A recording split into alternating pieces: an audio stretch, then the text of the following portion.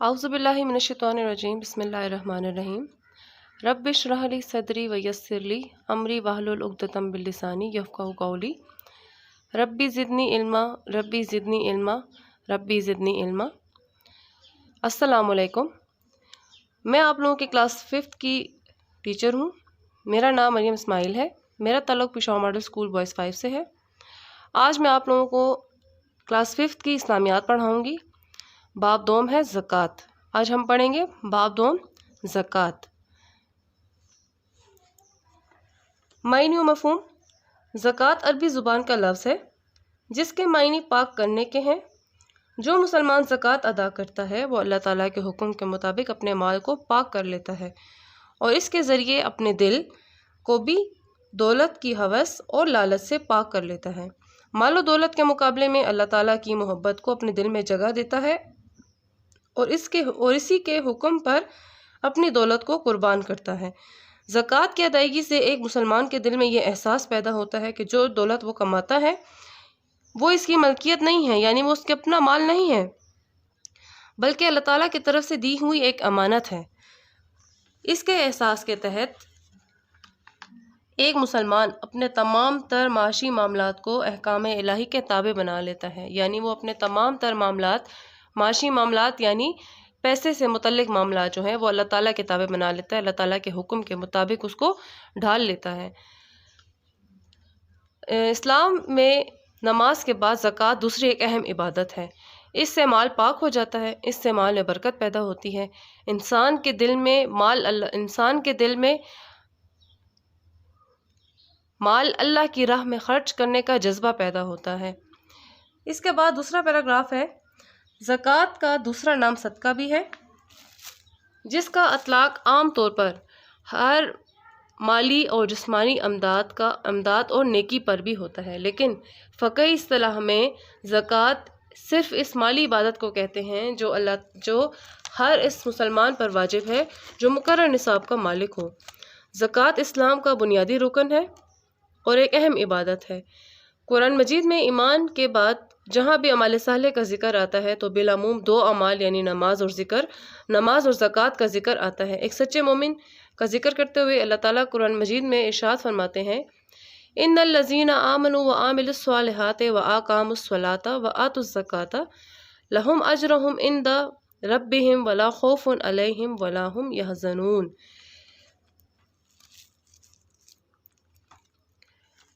इस पैराग्राफ में कहा जा रहा है कि साहिब इस्तिता शख्स यानी जिस शख्स के पास इतना पैसा हो कि उसको माल जमा किए हुए 1 साल गुजर चुका हो तो वो उस पे ज़कात वाजिब होती है। यानी माल में से 2.5% हिस्सा निकाला जाता है और उससे गरीबों की मदद की जाती है। यानी जिस शख्स के पास 7.5 तोले सोना हो या 52.5 तोले चांदी हो या उसके बराबर रकम हो तो उस पर ज़कात वाजिब हो जाती है। यहाँ पे सूरह बकरा की आयत नंबर 277 में बताया जा रहा है, तर्जुमा है जो लोग ईमान लाए, नमाज पढ़ते और ज़कात देते रहें, इनको इनके कामों का सिला अल्लाह के यहाँ मिलेगा और क़यामत के दिन इनको ना खौफ होगा और ना वो गमनाक होंगे। यानी कि जो लोग ईमान लाए हैं, नमाज पढ़ते हैं और ज़कात देते हैं तो अल्लाह ताला के यहाँ इनके अमाल का इनको सिला मिलेगा, यानी उनको जन्नत मिलेगी और क़यामत के दिन उनको कोई खौफ ही नहीं होगा। यानी उनको पता होगा कि हमने अपनी ज़िंदगी में अल्लाह ताला के अहकाम के मुताबिक ज़िंदगी गुजारी है, तो उनको कोई खौफ भी नहीं होगा और वो गमनाक भी नहीं होंगे, वो गम में भी नहीं होंगे, वो रंजिदा भी नहीं होंगे। इससे मालूम होता है जिस्मानी इबादत में नमाज और माली इबादत में ज़कात का दर्जा सबसे बुलंद है। नमाज खालिक मखलूक के दरमियान बाहमी सिलसिला और राब्ता का नाम है, जो ज़कात इंसानों के दरमियान हमदर्दी और एक दूसरे की इमदाद और मावनत का नाम है। यहाँ पे कहा जा रहा है कि ज़कात देने से गरीबों की मदद भी हो जाती है और अल्लाह ताला खुश भी होते हैं। अल्लाह ताला और इंसान के दरमियान राब्ता पैदा होता है, यानी अल्लाह ताला जिससे खुश होते हैं तो ज़ाहिर सी बात है अल्लाह ताला और इंसान के दरमियान राब्ता पैदा हो जाता है, गरीबों की मदद भी हो जाती है। इसके बाद है ज़कात की फजीलत। زکوٰۃ ایک کثیر المقاصد مالی عبادت ہے۔ انسان کی معاشی اور معاشرتی زندگی پر اس کے دیرپا اثرات مرتب ہوتے ہیں۔ زکوٰۃ سے معاشرے کے غریب افراد کی مدد ہو جاتی ہے۔ قرآن مجید میں فقراء اور مساکین کو کھانا کھلانے اور ان کی مالی مدد کرنے کے بار بار تلقین کی گئی ہے۔ اللہ تعالیٰ کا ارشاد ہے،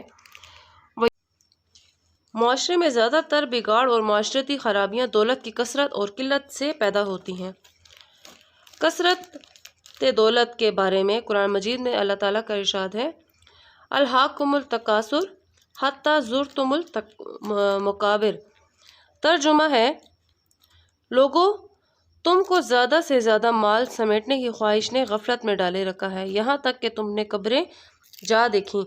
یعنی کہ لوگ جو ہیں وہ مال جمع کرنے کی کوشش میں وہ اسلام بھول چکے ہیں، وہ دین بھول چکے ہیں، وہ اتنی دولت جمع کرنے کی ہوس میں ایسی وہ غفلت میں پڑ گئے ہیں کہ وہ اسلام کے احکامات بھول چکے ہیں، یہاں تک کہ تم نے قبریں جا دیکھیں، یعنی کہ وہ مر گئے لیکن انہوں نے دولت کی غفلت میں ہی وہ رہے ساری زندگی۔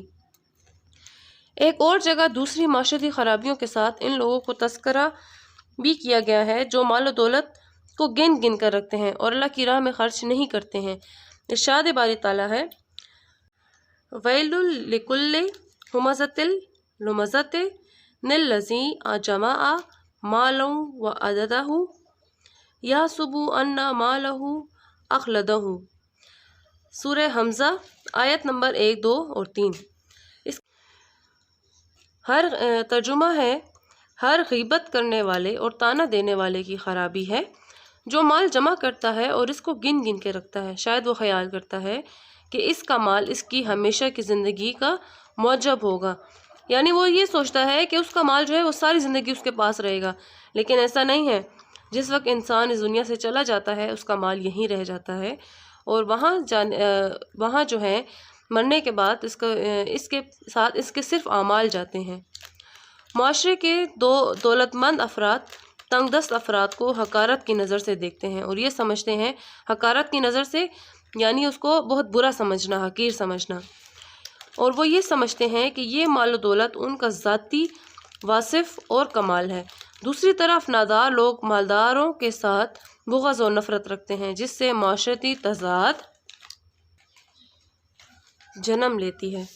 پورا معاشرہ اس کی زد میں آ جاتا ہے اور معاشرتی تباہی یقینی ہو جاتی ہے۔ یعنی کہ مال و دولت جو ہے، دولت مند افراد جو ہیں وہ غریبوں کو مزید حقیر سمجھتے ہیں اور دولت مند افراد جو ہیں وہ ایک دوسرے کے ساتھ دل میں نفرت رکھتے ہیں، بغض رکھتے ہیں۔ اس سے معاشرے میں خرابیاں پیدا ہوتی ہیں اور پورا معاشرہ اس کی زد میں آ جاتا ہے، پورا معاشرہ تباہی کی زد میں آ جاتا ہے۔ اسلام نے زکوٰۃ کی فرضیت سے اس معاشرتی تضاد کا خاتمہ کر دیا، یعنی زکوٰۃ کے ذریعے انہوں نے اس معاشرتی تضاد کو ختم کر دیا، یعنی مالدار لوگ جو ہیں وہ غریبوں کی مدد کرتے ہیں اور زکوٰۃ کی وجہ سے دولت معاشرے کے چند ہاتھوں میں جمع نہیں ہوتی۔ دولت کی گردش سے ایک طرف معاشی ترقی ہوتی ہے، ترقی کا راستہ کھل جاتا ہے، اور دوسری طرف ساری معاشرتی خرابیوں کا بھی خاتمہ ہو جاتا ہے۔ یعنی یہاں یہ بتایا جا رہا ہے کہ معاشرے میں جو غریب لوگ ہیں ان کی مدد بھی ہو جاتی ہے اور دولت چند ہاتھوں میں جمع بھی نہیں ہوتی ہے، یعنی جو امیر لوگ ہیں وہ امیر سے امیر نہیں ہوتے جاتے بلکہ وہ امیری اور غریبی کا فرق ختم ہو جاتا ہے۔ اس طرح سے اسلام میں زکوٰۃ کے بارے میں کہا گیا ہے کہ جو لوگ زکوٰۃ ادا کرتے ہیں اللہ تعالیٰ ان کا مال پاک کر دیتا ہے، یعنی زکوٰۃ دینے سے مال پاک ہو جاتا ہے، مال میں برکت پیدا ہوتی ہے، مال اللہ کی راہ میں خرچ کرنے کا جذبہ پیدا ہوتا ہے، غریبوں کی مدد ہو جاتی ہے۔ ٹھیک ہے، یعنی زکوٰۃ ادا کرنے سے اللہ تعالیٰ کی طرف سے اس میں کتنے ہی فائدے ہیں۔ زکوٰۃ ادا کرنے والے کا بھی فائدہ اور جس کو زکوٰۃ ملتی ہے اس کا بھی فائدہ ہو جاتا ہے۔ تو بچوں یہ تھا ہمارا زکوٰۃ کا چیپٹر، ملتے ہیں نیکسٹ لیکچر میں۔ اللہ حافظ۔